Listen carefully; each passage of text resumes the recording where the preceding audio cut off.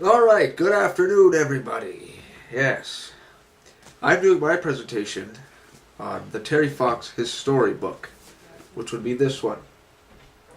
And this one happens to be the new revised edition, so there is plenty more information about things that are happening today and decades after Terry Fox's accomplishment.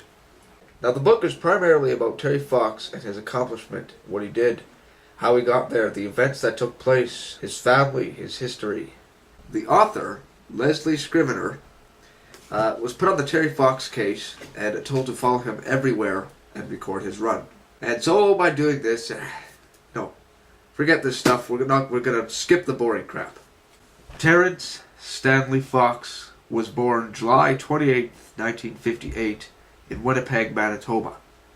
On March 9th, 1977, Terry Fox was diagnosed with cancer, osteogenic sarcoma, which is a bone cancer. That very same week, he had his right leg amputated because they didn't have the knowledge or skills to take out the tumor. So what about those 19 years? What about them? What happened during that time?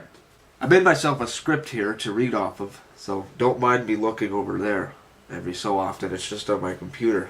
Microsoft Word. Terry Fox's childhood was just like any other kid's. He sucked at basketball, he loved playing games, was at times mature. And I won't bore you with these details, but in a nutshell, he's just normal. And what I really want to point out during these 19 years is that there's a picture right there, Terry Fox sitting with his team for the pictures. He was a horrible basketball player. Nobody wanted him. Coach didn't want him, but he played every single day with his friend Doug for hours until he became the best basketball player at that school he attended. When February 1979 came, Terry realized he wanted to run across Canada because he felt he owed something. He felt like he needed to give back. Terry's goal is to raise $1 per Canadian, which at that time was $24 million, for cancer research, of course.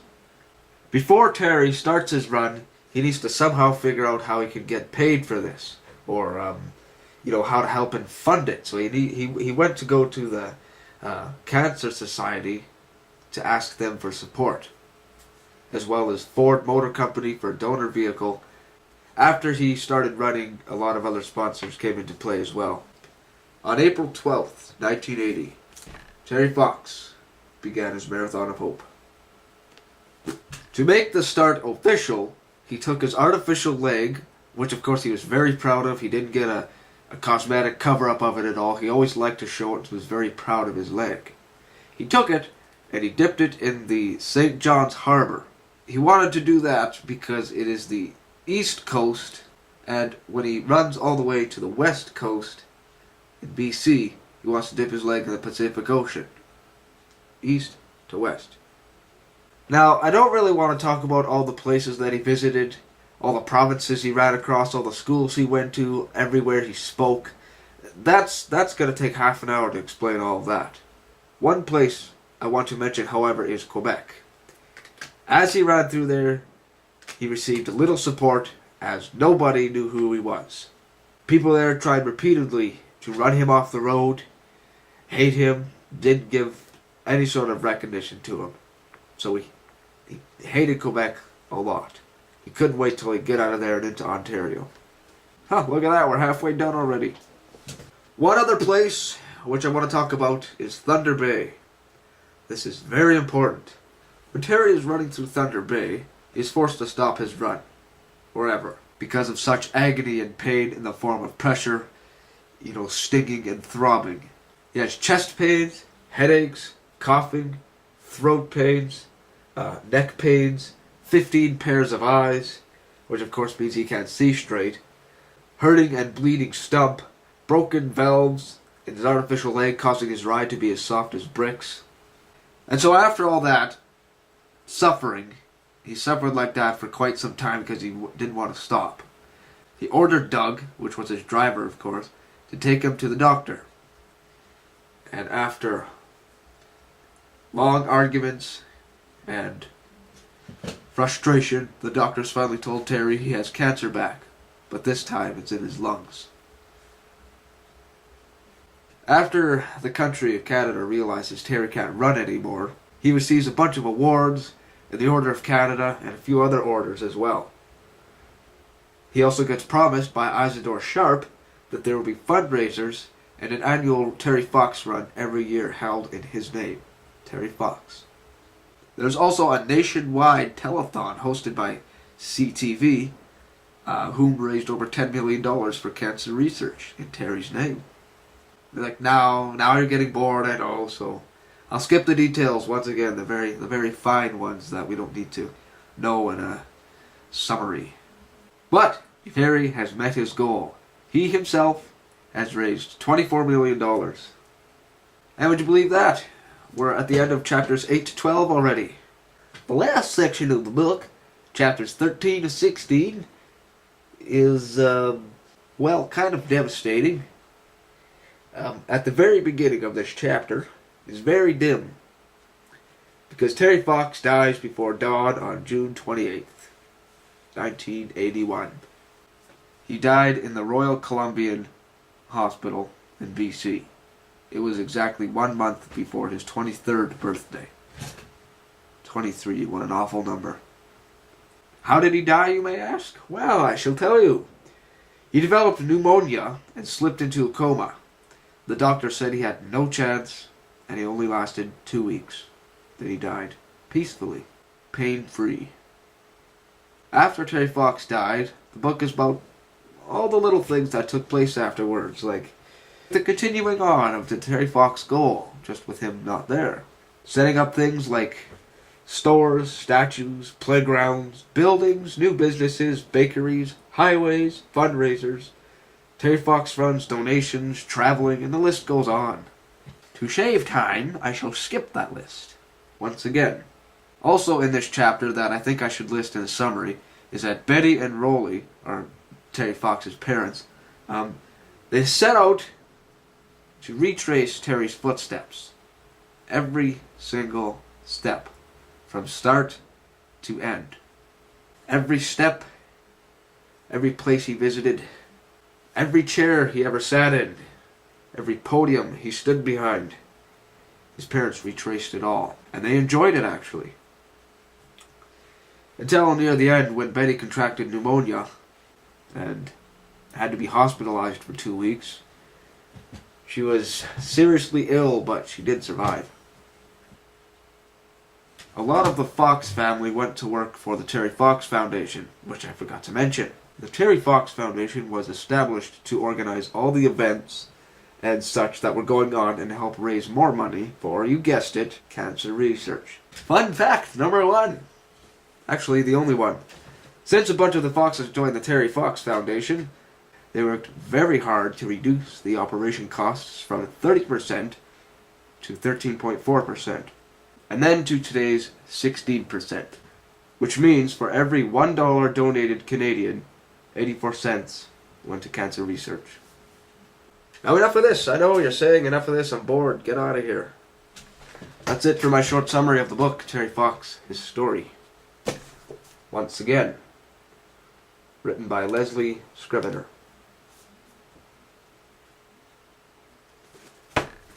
So now you want my response, do ya? Well, it says here on this yellow paper I have to provide a response to the book. So I will. Questions are, what do you like?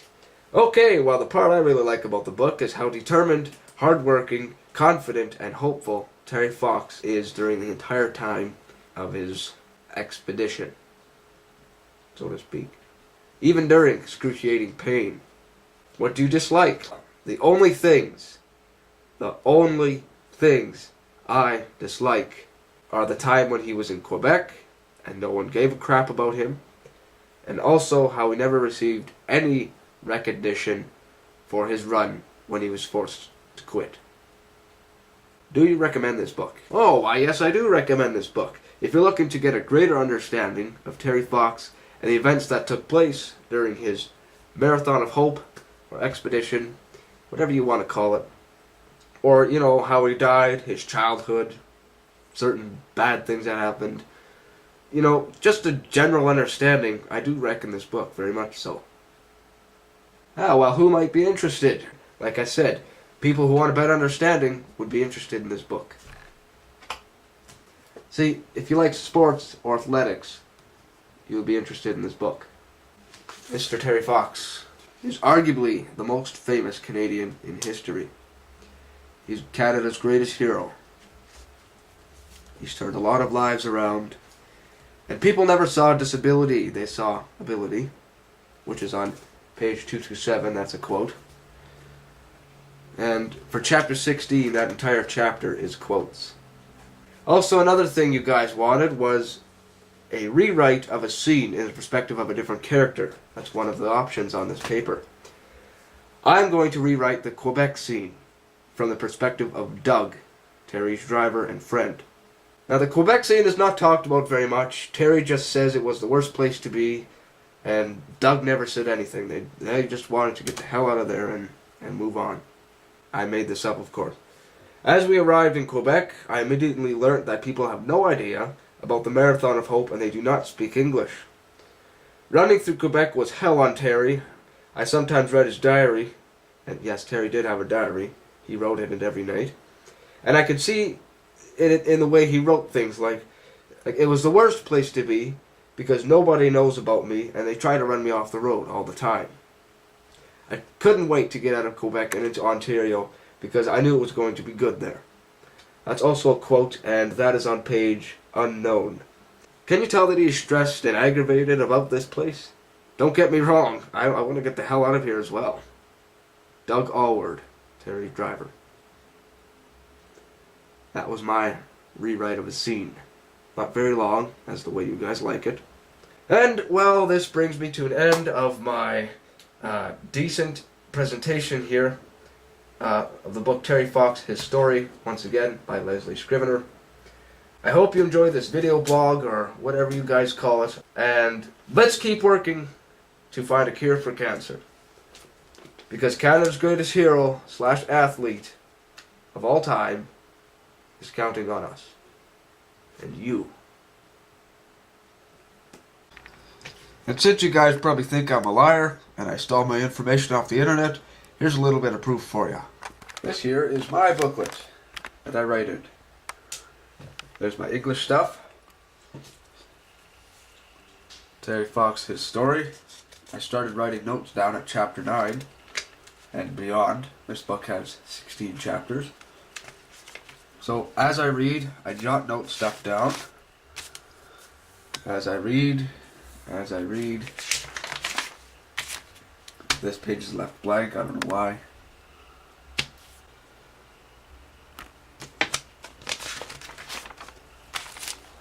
And I write little notes on the top. As I read in the book, reading along in the book, I find something, oh yeah, that's worth writing down, so I write it down. When it comes time to put it on the computer, which is next, I simply just copy and paste from my notes that I made in my book. It's all my stuff. And here's my Go-Kart Design, which I didn't really get to do because I did a transmission swap instead on my Jeep, automatic to standard. But that I put all that on my computer here, and see, this is basically how I talked in the video. I was just looking on my computer. I had my camera mounted right here. This was my tripod. I had it looking at me this way, and then I looked to my left, or I guess your right.